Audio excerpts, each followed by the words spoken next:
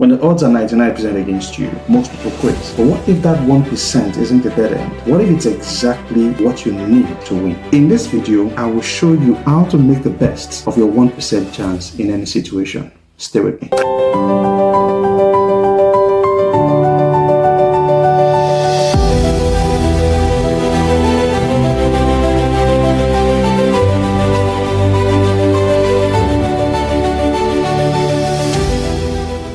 Hello guys, I hope you are keeping well. If you are joining us for the first time, welcome. If you are returning, welcome again, and thank you for staying with me. Do not forget to like, share, and subscribe. Let's get right into it. Look, my brother, at some point in your life, you're going to hit a wall. You're going to look at a goal or something you desperately want and realize your chance of getting it is basically zero. It's not your fault. It's nobody's fault at all. It's just what it is. This doesn't mean you're not brilliant or you're not capable of something great. Doesn't mean you're not a genius in your field. You probably crushed it in other areas of your life where the odds were stacked against you. But this one just feels different. It feels like a lost cause even before trying. And this is because you have weighed the chances and you genuinely see that you stand no chance at all. Maybe it's a career move, a competitive scholarship, a business grant, or a contract you really desire. Whatever it is in your case, when we get to this zero chance point in life, the logical thing to do is to either let it go or we move on to other things with guaranteed success. Something that can compensate for what we cannot get. But what if I tell you that that tiny microscopic negligible chance is actually what you need to win? Let me explain. When we look at success, we usually look at numbers. We ask ourselves, what are the odds when I'm competing against 100, 1,000 or 10,000 other guys who want the exact same thing? Because this discussion centers around chance, I will illustrate using numbers. History tells us about a military commander named Gideon. He took an army of 32,000 men to fight a massive army of 135,000 Midianites. That's roughly one Gideon's guy against 4 Midianites. You see, right from the get-go, they are at a massive disadvantage. Practically speaking, unless their entire front line is made up of Vin Diesel or Jason Statham,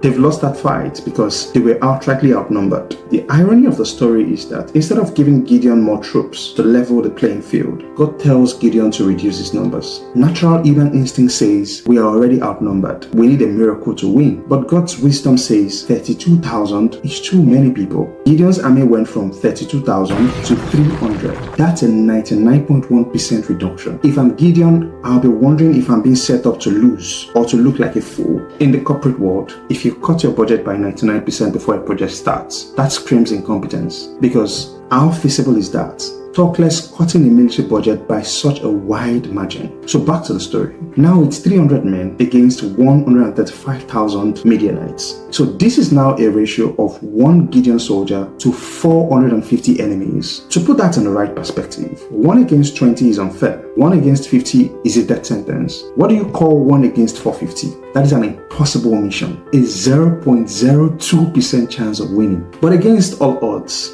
Gideon won. Let's actually think about that for a second. What is the probability that one guy overcomes 450 men in a hand-to-hand fight? Okay, so even if by some crazy fluke he pulls that off, what is the probability that it happens 300 times in a row on the exact same day with zero mistakes? Every single one of those 300 men defeating their 450 opponents with a perfect record. This is only possible with God. God didn't shrink that army to make it harder. He did it to ensure that there was no room for human ego, so that no one predicates the victory on their strength of number or skill of army. So when you hit that point in your life, when you feel like you have little or no chance of succeeding, I want you to remember one thing, that what you have is enough. You see, that tiny less than 1% chance could be God's way of waiting to show his ability. Stop disqualifying yourself, brother. Shoot your shot. Take that chance. Whatever you think is holding you back, maybe you feel disqualified, you have a rough past, whatever it is, don't focus on the 99% you lack. Focus on the 1% you have. Gideon had 300 men. You might have a laptop, a degree, or basic education. Whatever little chance you have, stop waiting for the odds to improve. Start